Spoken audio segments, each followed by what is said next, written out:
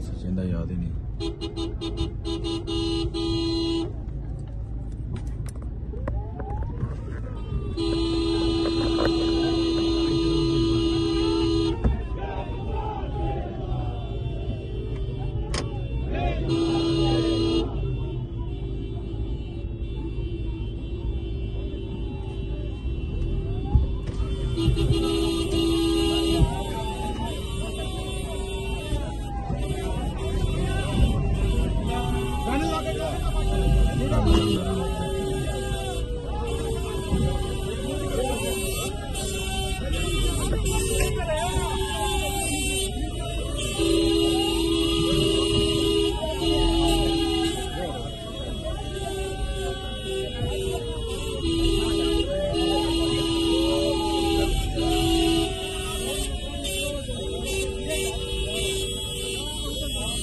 ਅਜਮਾ ਤਾਂ ਡਾਲਾ ਪਿਛਾ ਕਰਦਾ ਕਿਤੇ ਅਸੀਂ ਉੱਥੇ ਖਾਣ ਦੀ ਅੱਗੇ ਗੱਡੀ ਲੱਗ ਗਈ।